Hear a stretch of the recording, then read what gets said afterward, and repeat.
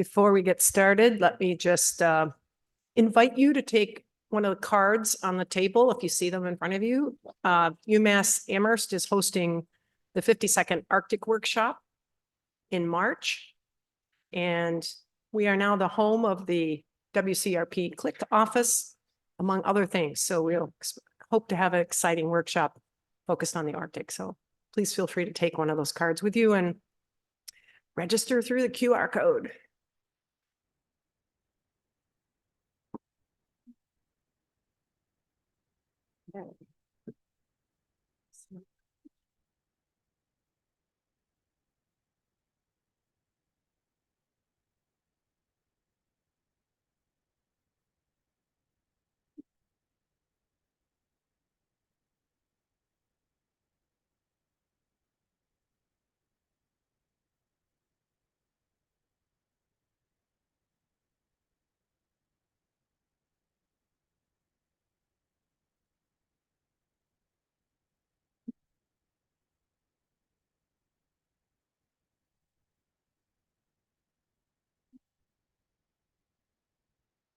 While we're waiting for it to come up, I'll just a reminder that the Climate and Cryosphere, particularly the Cryosphere Pavilion, through Pam Pearson's group we have put out a declaration.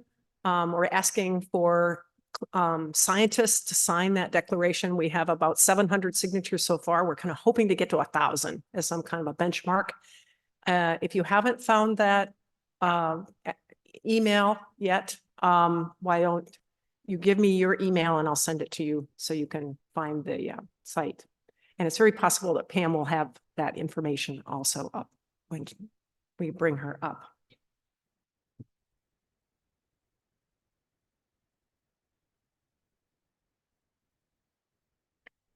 I understand a few people in the room were in Dubai. Anybody want to raise their hand if you were in Dubai? A couple people.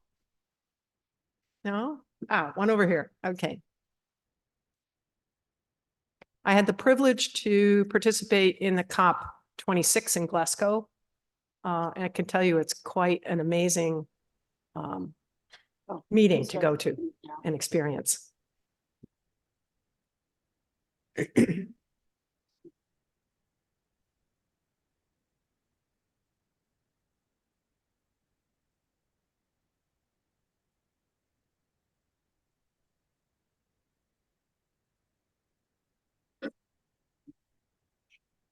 We're ready if you are, Julie. Okay, I can hear you. We're trying to get you on the screen so we can hear you, Pam. Okay, I can see myself on the Zoom. Okay, we have. I'm joining from what's the name of your laptop? Okay, it's COP28 Cryosphere Pavilion is the laptop we should be using.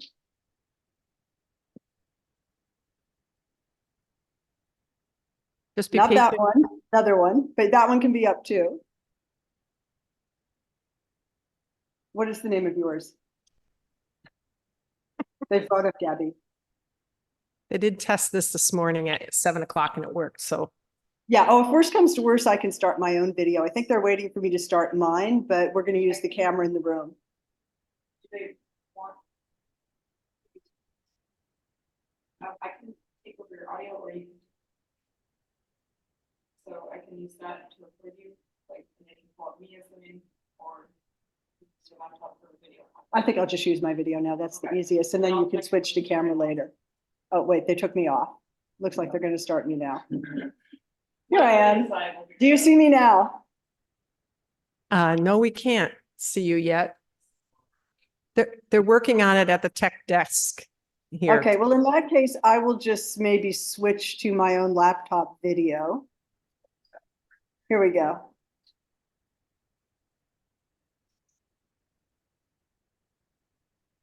Yeah, we're not seeing anything. We're not seeing anything, but why don't we go ahead and get started? And I just want to introduce you, Pam. This is Pam Pearson. She is the director of the initiative on climate and cryosphere. International Cryosphere Climate Initiative. I know it's early, Julie. All right. Thank you, Pam. Yeah, but tell me when you can see me, because I'm actually going to be screen sharing also. So right now, I think I'm up twice, at least on my computer, it is a picture of the Cryosphere Pavilion with the lectern. That's what we're seeing for Spotlight.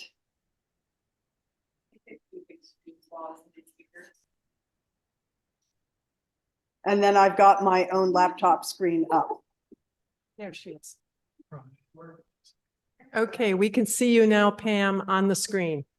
Okay, great. And just for my own people, you can be heard. Yeah. This is a very noisy space, so I just sort of shushed people. I don't think you guys need to worry about it. Just for my own curiosity, are you looking at me behind a lectern or a Yes. normal Zoom? It's Okay, you great. behind the lectern. Lovely. Everything's That is what okay. we wanted. Okay, so we're going to go ahead and get started. As Julie said, my name is Pam Pearson, and I'm the director of the International Cryosphere Climate Initiative. I'll talk a little bit more about what we are doing here, why we're here, even why ICCI exists. But first, I want to recommend that if you're joining us virtually, and I hope some of you for your own sakes, or maybe even in your hotel or dorm rooms and in bed, so that you're watching at this early hour. But joining us also are Gabby Kleber, who is currently at the University of Tromsø. And she is in the exhibit Cryosphere Pavilion. We're in the side event Cryosphere Pavilion, which is a kind of studio, I guess you could say, about 5 minutes away, very different from past Cryosphere Pavilions, if some of you have been there. And then Jonathan Willey, he is a postdoc at ETH Zurich, and hopefully we can bring him up as well. But he is going to be talking a little bit about what is going on in the normal negotiation rooms and showing you around if he's able to come up. He is on his phone at the moment. There he is, Jonathan. Yeah, so we have two postdocs, and I'll also say that we've got a couple of other early career scientist volunteers who are here at the pavilion, and we'll talk a little bit about what they do. This space is where we start every day, though. And we do a coordination meeting at 8:30, kind of figure out what needs to happen that day. Each day has its own focus in the Cryosphere Pavilion in terms of, say, ice sheets or permafrost. Go through that day, the early career scientists figure out who is going to do what for part of that time. And part of it has to do with them shadowing the negotiations, because we really want to give that COP negotiating experience. A lot of people will come to these and think it's all about side events. At the end of the day, it's about negotiations. And I'll say that you're joining us at a really intense time in this COP, because one of the big focuses is something called the global stock take. It's literally taking stock of the success or the degree of success of the Paris Agreement fulfillment to date, to sort of inform the next round of nationally determined contributions, NDCs, which are basically country pledges about how they're going to cut greenhouse gas emissions. It's been very contentious, huge text. The latest text from the COP28 presidency dropped just a couple of hours ago, and I would say that the reaction, especially by small island developing states and most of the constituency groups that we have heard of, such as the EIG, which is led by Switzerland, but includes countries like Georgia, Monaco, Mexico, and others, is fairly negative. You have your coffee. I actually have my coffee too. It's quite possible that it's going to be a long night. The heads of delegations, in other words, the heads of all the national level delegations, are going to start meeting in about 25 minutes at 9 p.m. here. Who knows how long that will go on? It's unclear if we as observers will be allowed in the room, probably not, and we'll have to make a decision. Do we want to hang around outside? As scientists, your work is really, really important. And our job here is to bring that science into the negotiations. Julie mentioned the call to COP28, which is available online on our website. And you know, if you're comfortable with doing that sort of thing, at a minimum, we'd really appreciate it if you would read the call. And it's really trying to emphasize to the countries that are gathered here Why? Because of cryosphere, the cryosphere's response really today, of course, but certainly once you get to 1.5 and then each fraction of a degree above that, these are important gradients in the Earth system. And the idea that it is a safe, non-risky level to be at 2 degrees, or even well below 2 degrees, depending on how you define that. From the cryosphere point of view, that is not a safe choice. It could really cause a lot of very, very long-term feedbacks. And so that's pretty much what the call is about.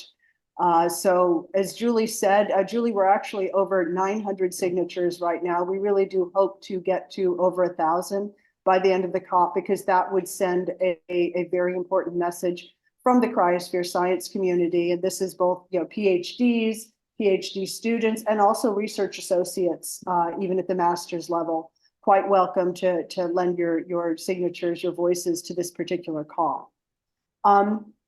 So what I'm going to do now is screen share and show some slides as less to educate you, because I don't think you need this, but to give an example of the kind of communication we're trying to do here.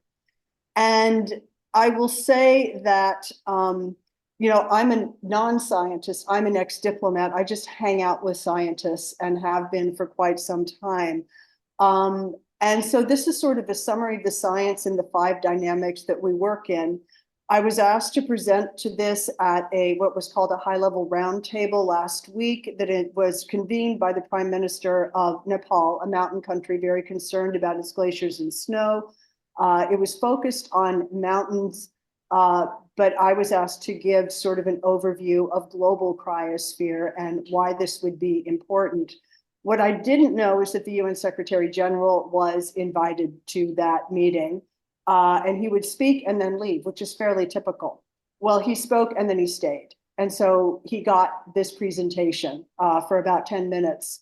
And they came and asked me for it afterwards. And we've actually had some interaction since then. So it shows, and he's unusual because he's very interested in the science. He actually thought he would become a scientist himself before he became a diplomat.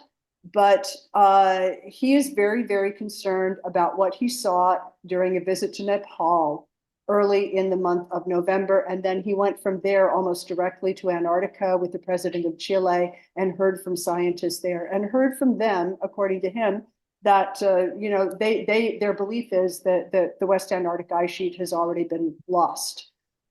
So people are paying attention to your science, and your voices are important. So this again is more an example of how this can be communicated. But the responsibility for this one is for me alone.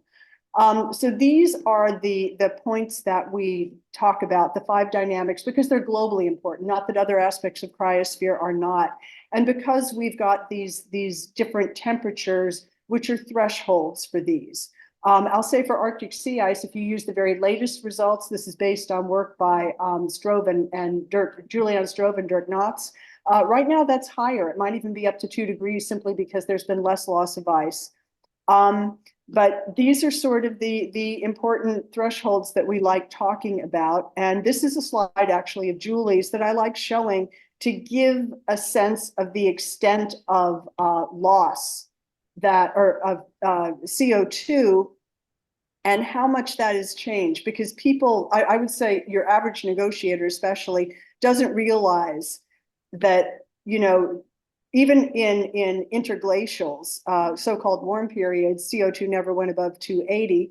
And this is where we are right now, which is now 50% above pre-industrial. And then here's the response, right? The ice responds to CO2. You have global, you have Arctic, here's Antarctica, and here for this particular presentation, the Hindu Kush Himalaya. We talk about ocean acidification, apologies for the typo there, which I'm just noticing, because this doesn't get a lot of focus, but of course, acidification is highly irreversible. And the top slide, of course, is a high emissions world where large parts of both the Southern and Arctic oceans will not be able to support shelled life. Permafrost, of course, very important globally because of the emissions from permafrost. And we speak in terms of a shrinking carbon budget, and we speak in terms actually of countries. So the norm right now is that, you know, emissions today at our current temperature are about the size of Japan, but they would get up to the size of India is the median estimate. India today through 2100, and then higher and higher. So that's, you know, even Japan is a major emitter. And so it's important that that be taken into account when we're talking about carbon budgets. Sea ice, this is just from this year, and the message from this particular study by Kim et al. Is that it was only the very lowest emission scenario where the sea ice stabilizes by 2100 above what is considered essentially ice-free conditions. Even SSP2, which peaks at 1.8, goes below that line. And this, of course, was Antarctica this past summer. This is taken by one of our staff, who is the Army chief scientist, James Kirkham, who was in Antarctica this past spring, Antarctic summer. And this was the Bellingshausen Sea on February 21st, should be covered with ice. And then ice sheets. Again, this is a graph that Julie has often used in terms of, you know, Earth stabilization temperature, just to give folks a sense of the levels that we're looking at an Earth that stays at 1 or 1.5 or 2 or 3 degrees for thousands of years.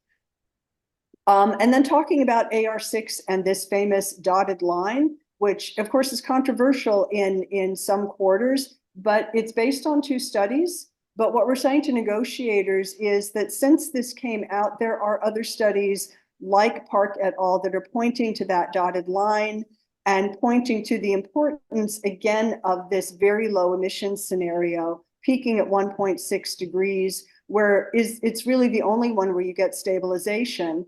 And I think Julie would say that, you know, that the blue line is the very low emissions peaking at 1.8. As far out as you see in this study, at least, it's, you know, it's much lower than higher emissions, but it's still trending upwards. And that's an important message for negotiators, that we may trigger something even in this Paris gradient between 1.5 and 2. And that's important. And then we try to make this real. And as you see here, temperatures at that point in this particular modeling study are going down, but, or the rate of temperature rise is going down, but sea level continues to rise.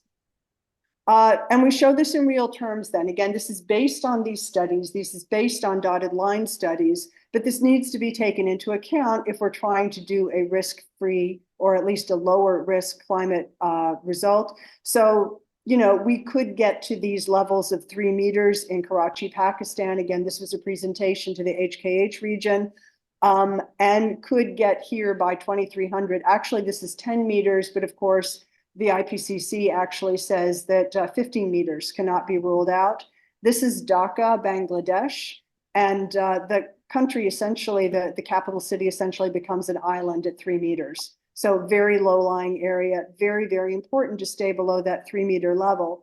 And of course, what we're saying is this is a choice that we still have. If we continue on our current emissions pathway of about 2.5 ppm rise per year, and get to these higher temperatures, at some point we could reach 3 meters already by the early 2100s. It will probably take 1,000 to 2,000 years though to get there, even if it is committed, even if the WICE has collapsed, if we can stay closer to 1.5.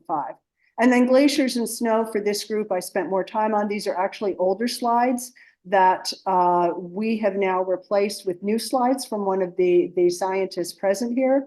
But this is an animation that sort of indicates 2 things, and especially to a mountain community. This is from Matthias Huss. It's the Great Aletsch Glacier, the highest and I believe largest glacier in the Alps, correct? Yeah.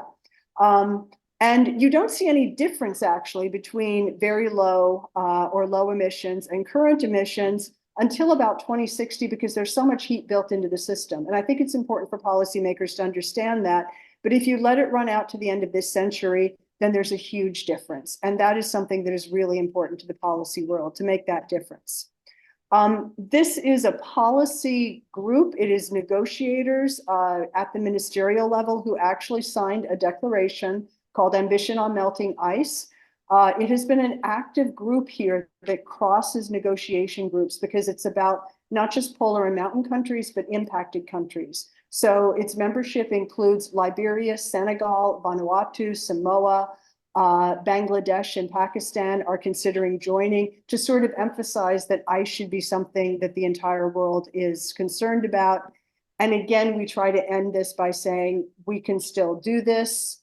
We can still stay close to 1.5, and that it really depends, in this case, on them. This is a figure from the special report on 1.5 degrees. So I'm going to stop sharing right now. Again, that is just an example of the kind of communication we try to give. And I'm going to turn it over now to Gabby and to Jonathan. Gabby's going to show you around what we call our exhibit pavilion, and feel free to, talk about what you do when you're staffing the pavilion, Gabby. And then we'll have Jonathan show you around the possibly quite deserted right now negotiations area. So take it away, Gabby, please. Great. Thanks, Pam.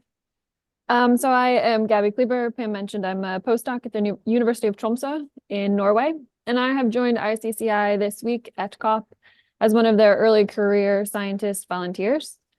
My research focus back at home in Tromsø is looking at methane emissions from Arctic landscapes. So I've brought my expertise as a polar scientist here to COP to talk about all things cryosphere. So my job over the past week has partially been to man this pavilion here and speak to the delegates and the ministers as they're walking through the pavilion space, and talk to them about the importance of the cryosphere.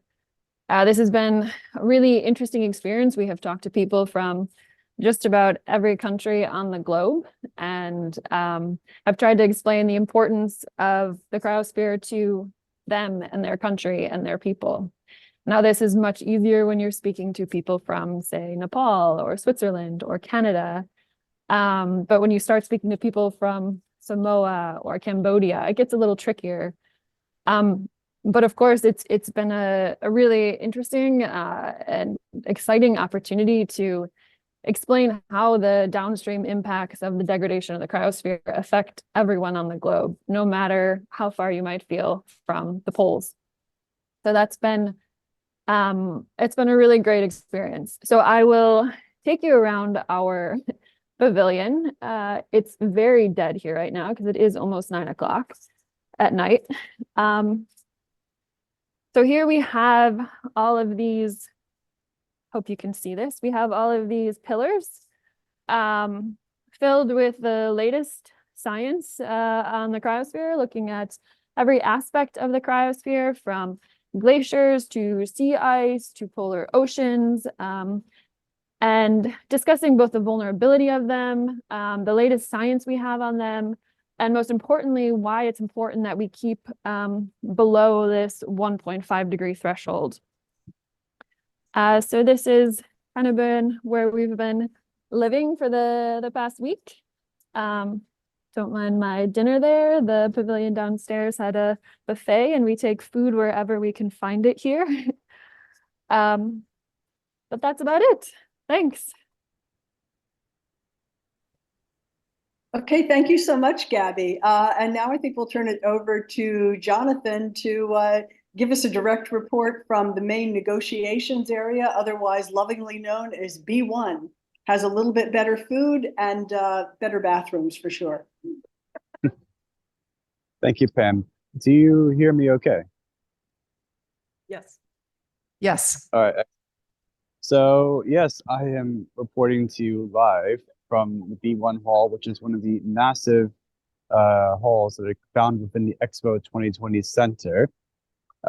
Surprisingly, right now, it is still not completely deserted. I can flip you around here. There's still a decent amount of people walking around today.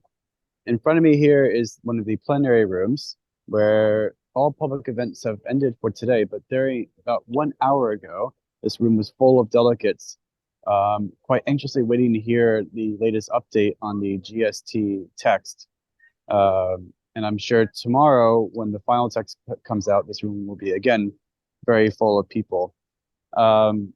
And further down here, we have some meeting rooms where yesterday we had this very interesting event called the Knowledge of Less, which was kind of a specially, I'm going to flip around here again, which was a specially convened event, basically allowing the ministers to all sit within one large circle to directly express their feelings about the negotiation process so far. And people were seated within one of these large rooms, basically observing it via a video stream. So for me, as an early career scientist who studies extreme weather events in Antarctica and how they impact the ice sheet, being here at the COP28 has been a very eye-opening experience. One that I kind of want to encourage other early career scientists to remember that their research is not just something that ends up in journals, but actually has real life implications, especially if you strive to make partnerships with other groups on the ground who are trying their best basically to make their communities safer and more livable in the future. For me, it's about all I have to say from here. So I give it back to you, Pam.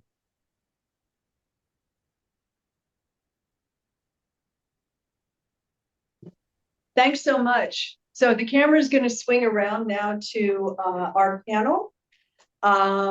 So I have joining me right now, Fabien Masson, who is now at the University of Bristol, glaciologist. Regina Hawk, formerly of University of Alaska Fairbanks, who is now at the University of Oslo in Norway, and was the IPCC SROC coordinating lead author for the Mountains chapter. Ben, do you want to come up and join us? Sure, yeah. Why not? Why not? Okay.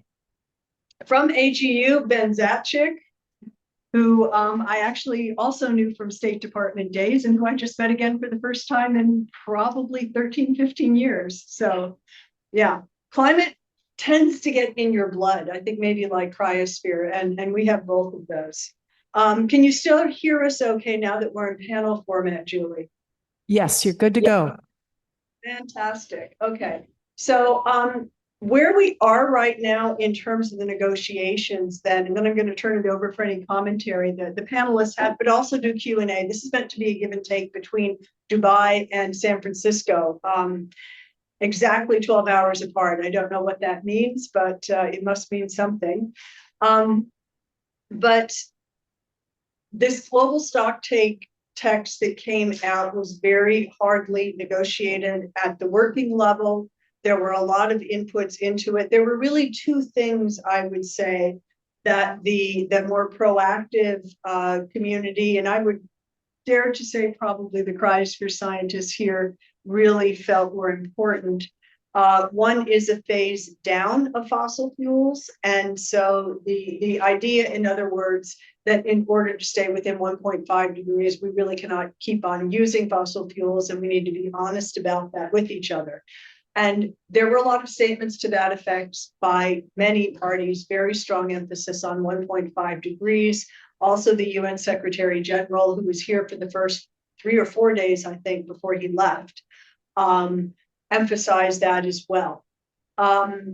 And the second was a really firm emphasis on 1.5 degrees. And from a sort of organizational standpoint, I would say both ambition on melting ice, as well as ICCI, as well as the scientific community, and not just cryosphere, really wanted a strong emphasis on 1.5 degrees. The Paris language is well below 2 degrees with efforts to pursue 1.5.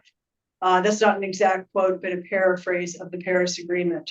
The Glasgow Pact in 2021 emphasized 1.5 degrees as preferable. What people were looking for from this COP was a much firmer emphasis on 1.5 degrees, based on what we've learned in the AR6 process from IPCC, but also science since.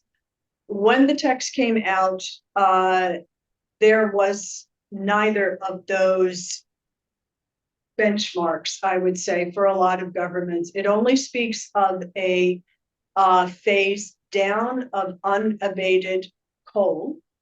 And there are many places where it simply uses the old Paris formulation. And my personal shock is seeing paragraph 24 in this, which should become notorious because it congratulates the countries that have decreased their emissions, which would lead to a temperature below 2 degrees, as though that's a good benchmark. And so one of the things that I think we have suggested to negotiators is to talk about what would happen if we were, say, at 1.9 degrees. Given where we are right now at 1.2 or 1.9 degree world, probably is going to be a very different one. And we'd be interested in hearing, Julie's take on that, or anyone else in the room. Because of course, overshoot is unlikely to be brief. And so we would probably be at 1.9 for some time. So those are the things that the governments, from what we can see, are reacting to. If you happen to go onto Twitter, for example, you'll see statements from the Marshall Islands and others saying that this is unacceptable. And if we can't be in the room with the heads of delegates starting right now, which are heads of delegations, I would certainly like to be, a little fly on the wall, because I suspect it's going to be fairly contentious in there tonight, but they will try to work it out.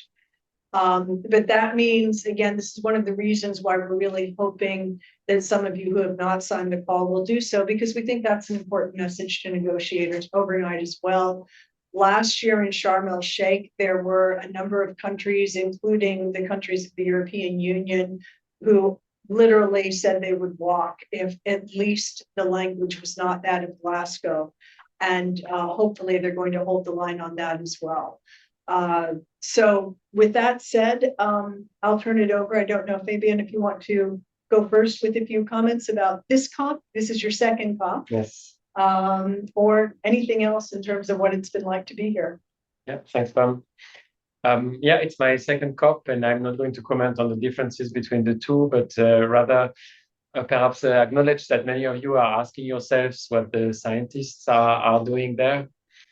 And I can say for sure that after 2 COPs now, I feel that we have a good reason to be there, many good reasons, because I think before coming here, I was not aware about how little information is actually reaching the negotiators and the policymakers. And having even 5 minutes of their attention is much more difficult. You can picture them with their phone always on their hand, and their attention span is very, very low. And so I feel like it's very, very important to be here to share the most important messages. We have to boil them down to the very simple thing and do it. And I'm not suggesting that all of AGU should come to COP, but some of us should be there each year, because there are other people around there who are sharing a very different kind of messaging. So that's for sure as well. I'm happy to answer a question, and we are happy to answer a question if you have some. Yeah, I also get often asked, why do you go there? It's my third time. But I feel it's actually important. And every time I go, I feel it's even more important. What we do is we give short presentations, communicating the latest for our science. And it's policymakers and journalists, it's students, other people are listening to that. We talk to journalists, a lot of journalists just come by and contact us. And in this time, we also, Pavilion and I talked to the Swiss president who came by, and we gave a half an hour sort of talk about how the glaciers change. And so I think we can make an impact. And so to the people we talked about, they had about the simplest things that are very obvious to us, they had no idea. And so I think it's very, very important the work that people come to COP, that scientists come. There's 2,400 lobbyists for the fossil fuel industry here. And we really need to be here as scientists to sort of counterweight their lobbying effects. And the ICCI is really a tremendous, really a good job to sort of get scientists here for the Cryosphere and let us communicate our science to the policymakers and the media. Yeah, and I don't want to take too much time from the cryosphere experts here. I'm not a cryosphere scientist, but I am here representing AGU. And again, a lot of people wonder, why would AGU be at the COP? And I think that, as we just heard from our colleagues here, it's really important to have that scientific input.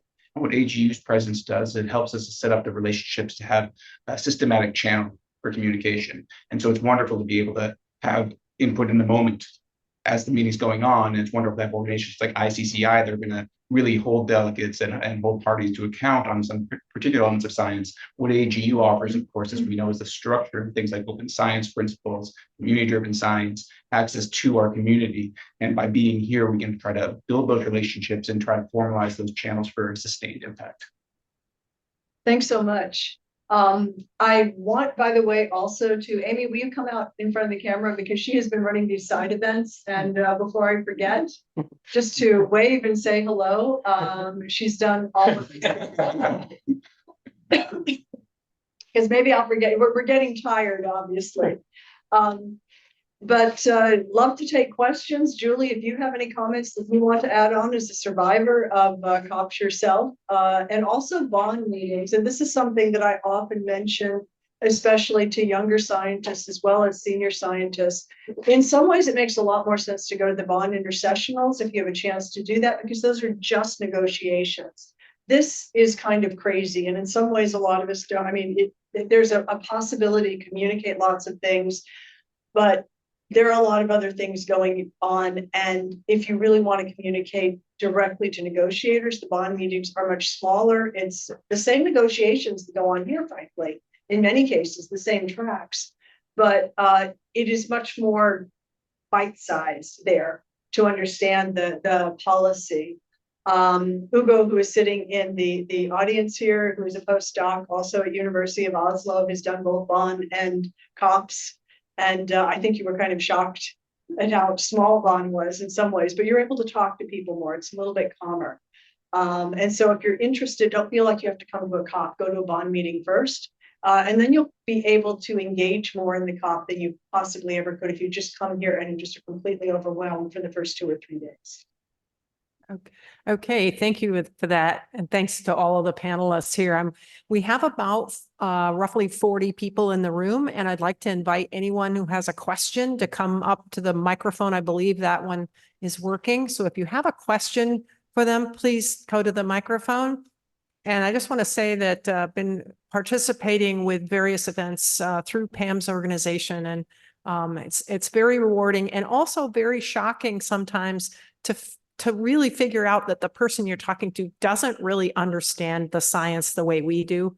And we have to really learn how to communicate this urgency more effectively. And so it's been really rewarding to try to learn how to do that, or at least for me personally. So Susan McConnell has a question. Yeah, I think those of us who are scientists who've been involved in this, I would say for decades, have been trying to get this message across, and we have clearly not been successful. And I wonder if you have ideas about what is more successful, because we've made movies, we've written books, we've written articles, we've given talks, and the message is still not heard. Yeah, I mean, one thing that we've tried to do as an organization, and I have to say, Julie, you called it Pam's organization. I really consider this your organization, right? This really is an initiative of scientists and policymakers who care. And ICCI, by the way, is a combination of retired or ex-diplomats and mostly younger scientists, and it's a really nice mixture to do it that way.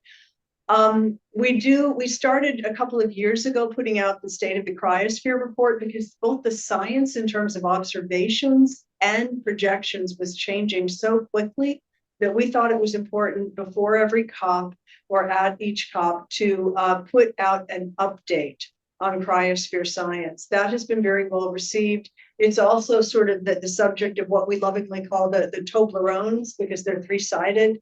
The pillars that are in the Cryosphere Pavilion, just to try to communicate that way. But the other thing that we do, and this is a very imperfect and difficult answer, we put scientists together with policymakers in one room, often under Chatham House rules. This is to allow the policymakers to ask whatever questions they want and not feel like it's stupid, because this is really complex science, right? And it also gives the scientists a chance to speculate. And that is important, because I think that you often have a sense of what is happening in your area. You know, maybe it's simply unpublished stuff that, you've got the paper ready to go, but it takes a couple of years to get out there. But in some cases, especially where this became apparent to me, was sea ice scientists talking to them in 2008 about when they thought, summer sea ice would probably begin to disappear. What's the temperature range? And that was a lot lower than anything that had been published in an IPCC report. And I was shocked to hear that. That was around 2008. I will say that what, the scientist I'm thinking about said back in 2008 was too high. And it actually is the case that the sea ice is responding at a lower temperature, we think. So I think those kinds of scientific opinions, your area is best. Permafrost, there's so much uncertainty, but there's a fairly good sense now that with abrupt thaw, for example, we're going to get more emissions maybe than we thought, or at least there's a risk of that. So it's in those personal connections that's really time consuming, though. Movies reach more people. And I think it's a matter of communicating clearly to the general public, because they're the ones who vote. Also, and they're also the youth who are going to have to take this place over at some point. And it is also the upper level policymakers, and that's why it's been so valuable to have something like Ambition on Melting Ice, because last year they got a 6.5-minute presentation by a very gifted French glaciologist, Heidi Silvestre, who is becoming mostly a communicator in France. She ran through all 5 of those in 6.5 minutes.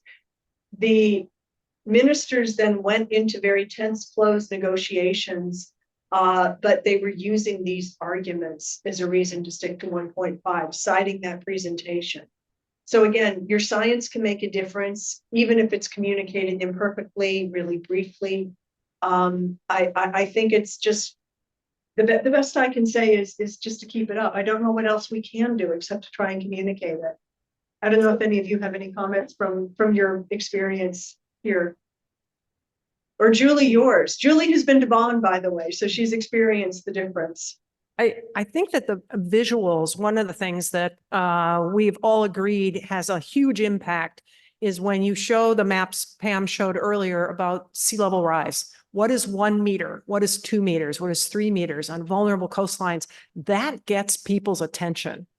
So during one of our meetings, we were talking to some, I forget the name, the Environmental Protection Agency of Sweden, for example. I forget the exact name of that group.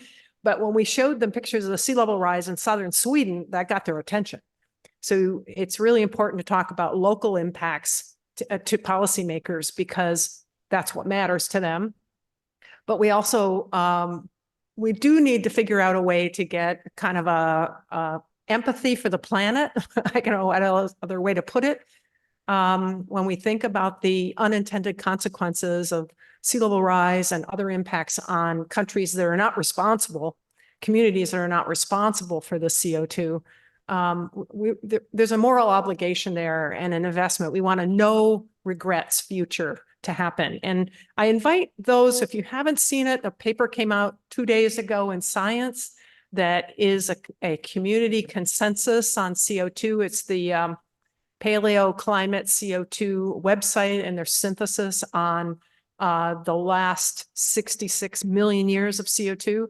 This is a very sobering document and talks about placing where we are now really in the Miocene. We haven't seen levels of CO2 like this, according to their new compilation, which is, again, a community effort with all of the scientists listed at the back end of this document. So it's in Science that came out just on Thursday.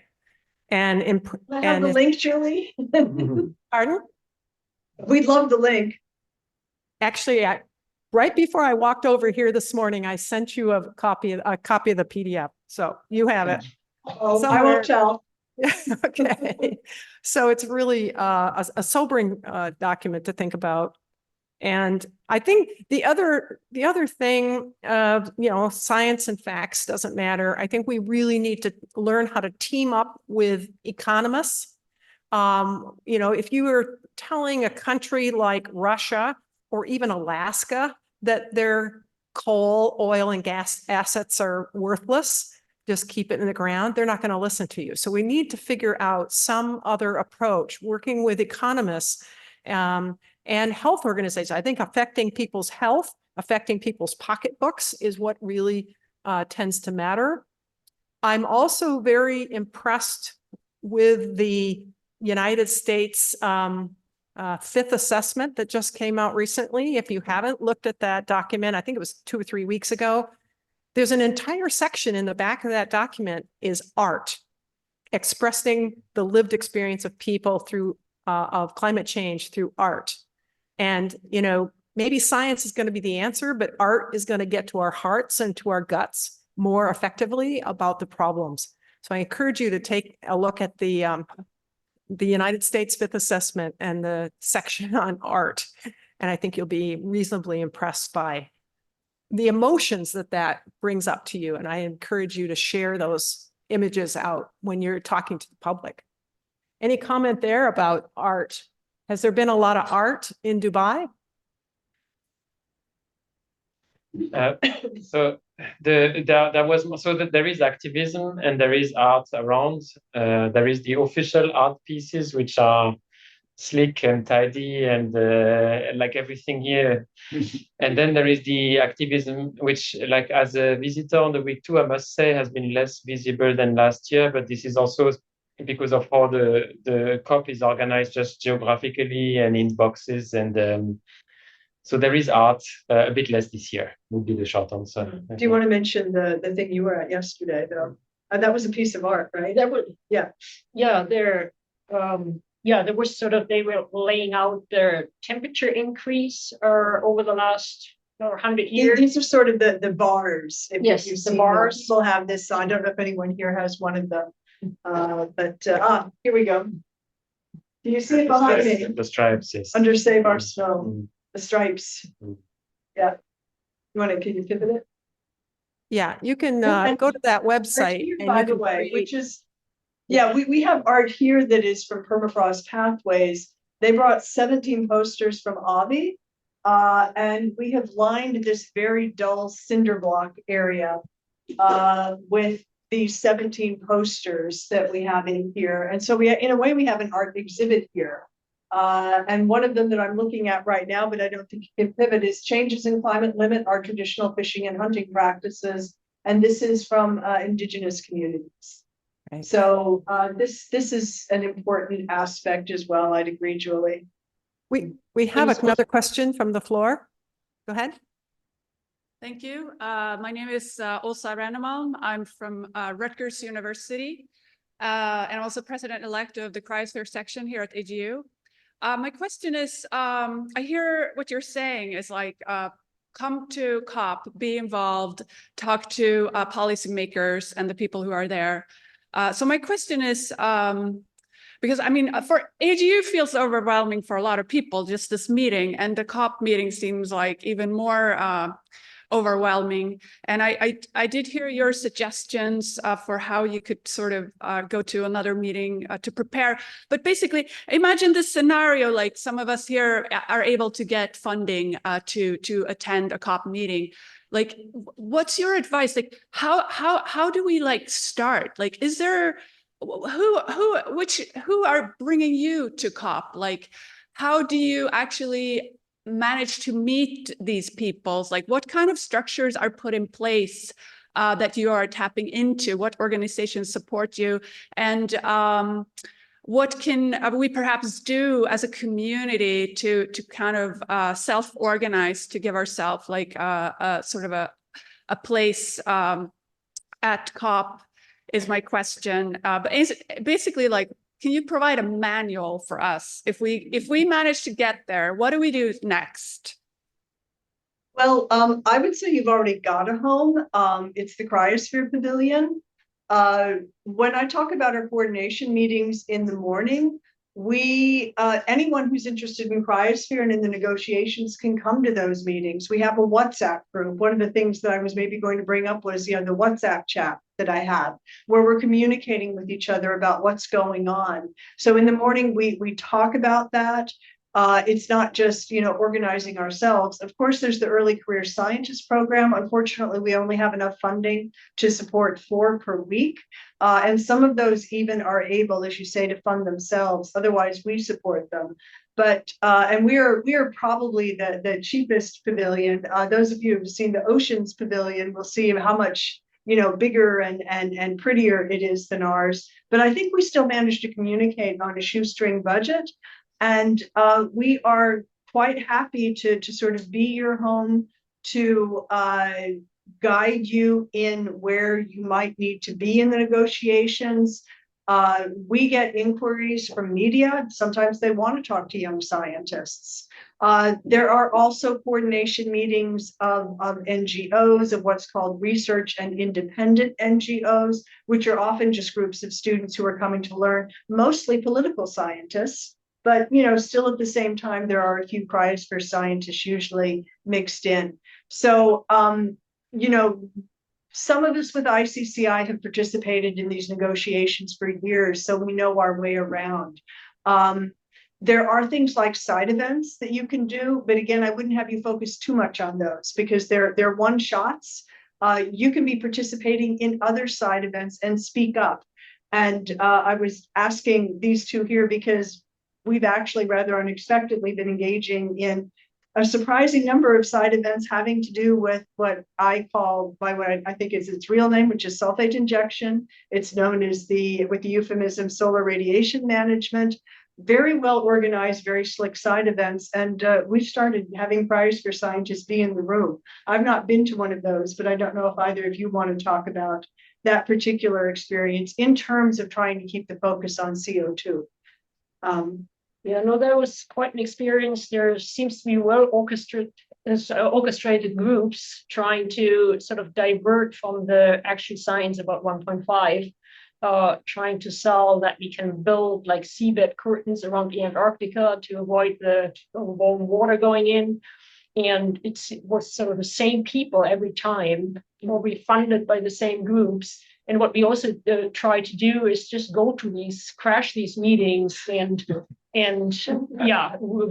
raise our voice. I mean, most of them on the panel that have no idea about the geology, never been to Antarctica or anything. So they seem to be sort of, well organized. And that is also like, and also when you said it's overwhelming, it's absolutely overwhelming. I think sort of AGU feels sometimes like a walk in the park. Because you get drawn into sort of in an ad hoc basis into all kinds of events. And then suddenly a politician comes by and you have to talk to that person for 10 minutes, being concentrated, and or then something else comes up and then an event comes up and you have to go. So all day long you think you have no plan, or you have a lot of time, and suddenly it's bang, bang, bang, one event after the other where you try to like lobby for the case of the cryosphere. Yeah. So we have another question from the floor. Go ahead.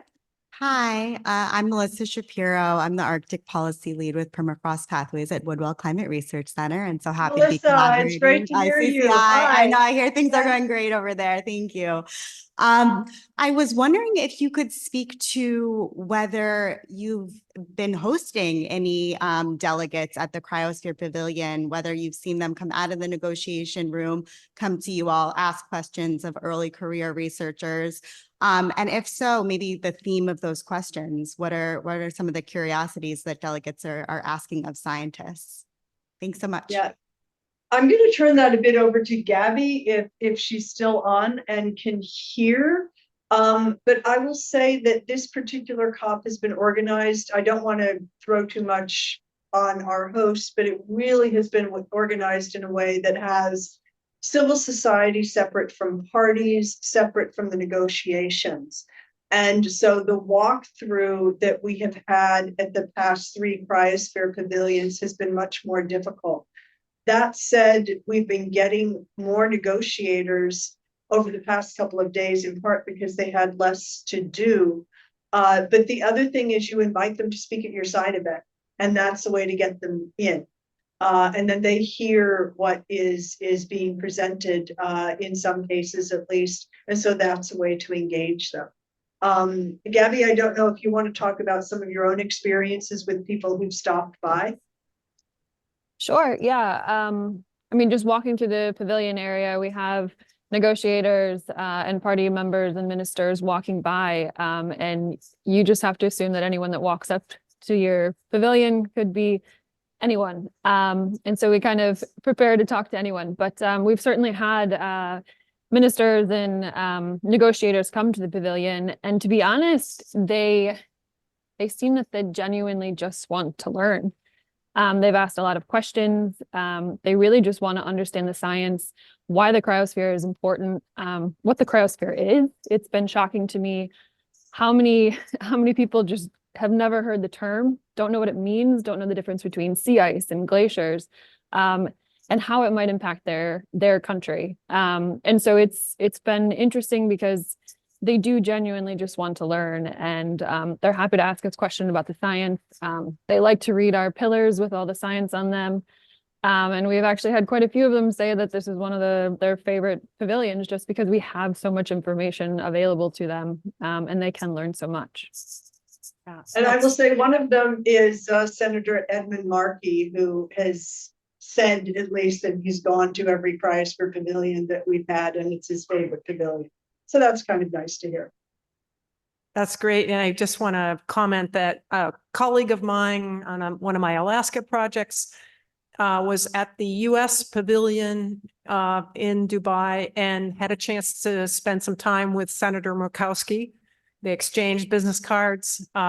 She was very interested in what we were doing with Indigenous people. So these meetings give you an opportunity, almost sometimes randomly, you can't always plan it, that you're going to run into someone who really is in an influential position.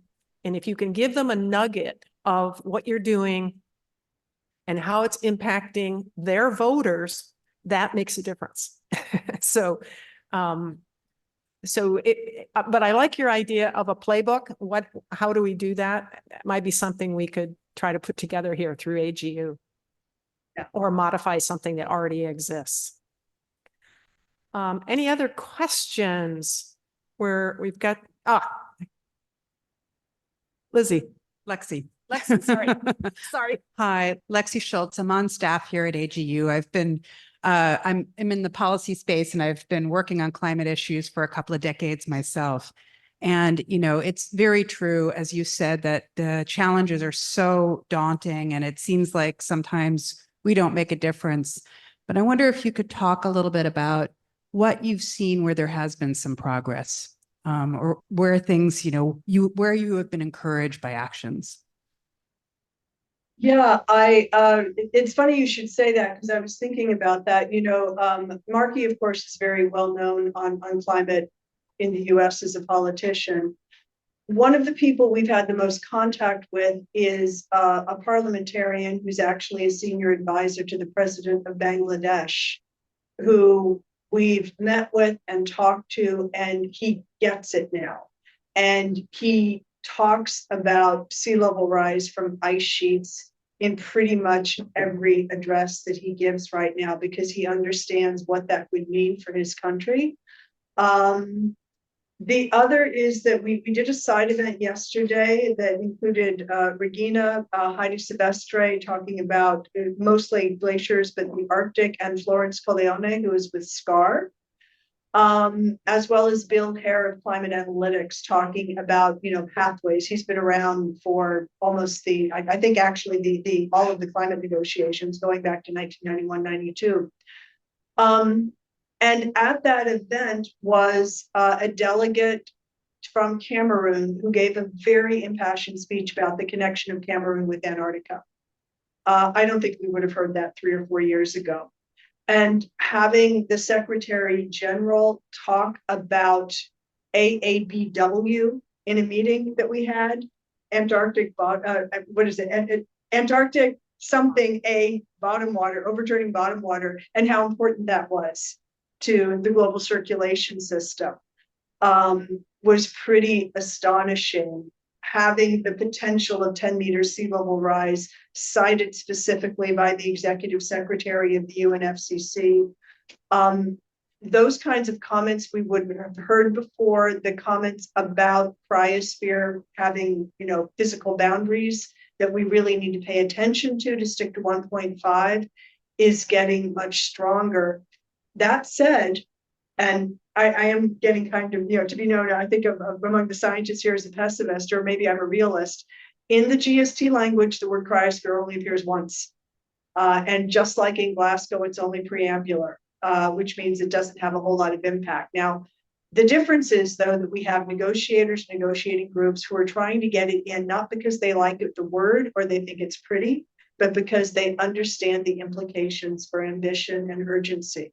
Why we need to peak in 2025, which is being repeated quite a bit by a number of countries. Why we need to decrease 40 to 45% by 2030 is because of what will happen in cryosphere, among other things. But people understand that ice melts in a way that they did not before. And I think that sort of our subtitle on each of the cryosphere reports, State of the Cryosphere reports, there is no negotiating with the melting point of ice. That makes an impact. This is a physical reality. We're not advocating anything in that sense. We're just putting the science out there. But the conclusions, once you take in the science, are pretty much inevitable. And I should say, I'm speaking as someone who grew up in Texas surrounded by the oil industry. So, I get that these are not necessarily bad people, but it's the reality that we're dealing with. It's a harsh reality that I don't think we should, sugarcoat it if it is what the science is telling us. Please. Yeah, but just perhaps in taking the risk to say a few platitudes, but like about the question earlier, we haven't achieved very much. We don't know how the world will be without everything we have been doing over the past few decades. And so there is no benchmark to which we can compare and say we have achieved nothing. So I think we all agree that the outcomes are not satisfying, but we don't know how worse it could be. So, and so small things make hopeful and make it sound worth it.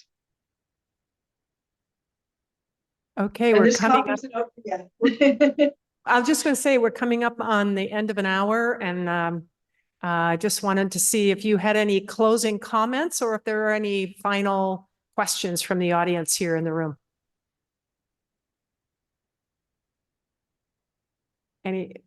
We don't have any questions here. Do you want to make some closing comments there from the I'll turn it Cryosphere over to the Pavilion? scientists, really.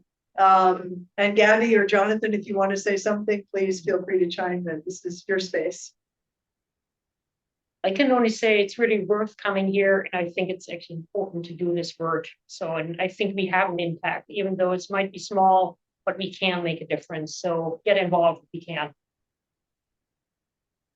And then finally, I also think that ICCI is doing work not only in the policy scene, but also actually in all spheres. Like we can also not everybody should do like high level, global level policy relevant research, but all of research is relevant at a certain level. And the ICCI, the reports, if you read them and if you read the language, it's something I learned also a lot about how to talk about our own research. And so thanks also for that. Well, and to do your research also, we've been really pushing the glaciologists, both these two especially, to begin using those less perhaps reliable models, but still take it out to 2300. So policymakers can see the full extent of warming this century in future centuries. And the fact that you're willing to do that and get the grants to do that is really, really important. And I would say the way people are doing their research and presenting it is also having a really big impact. I've seen a huge change over the past 10 years in terms of policy relevant research. Sometimes the exact same papers you would have done otherwise, but put in a way that policymakers can understand, like talking about temperatures and not just RCPs, for example. Yeah. It's really helpful. And it's a simple thing to do. Well, maybe not so simple, but yeah. Okay, well, and I'll just, if you wanted to, okay, I'll just drop in with a really quick statement. Yeah, for those of us that might be a bit skeptical on whether or not we need to fly everyone around the world to come and meet in Dubai, I will say that I have certainly seen that these face-to-face interactions and stepping out of our academic bubble and speaking with politicians, speaking with industry, this is just absolutely invaluable. And it is really important that we can do this in a face-to-face situation. So. Okay, well, let me close out. First of all, let me thank the AGU for providing this opportunity to share out right here in the meeting. We dreamed about doing this event a while ago. Could we pull this off with the time zone difference? And we pulled it off, and kudos to you for your work there in Dubai and staying up late. And I know it's going to be a long night with the negotiations for the stock take. But anyway, would everyone help me with an applause? Thank you for your event. And we're going to applaud you guys too. Thank you. Thank you for getting up early to come for this. Yeah. And thank you to AGU. We really appreciate your flexibility in doing this. Yeah, thank you very much. It's been a pleasure. Okay, if anyone in the room wants me to email them the declaration that they can sign, just come on up and I'll promise to send you an email today.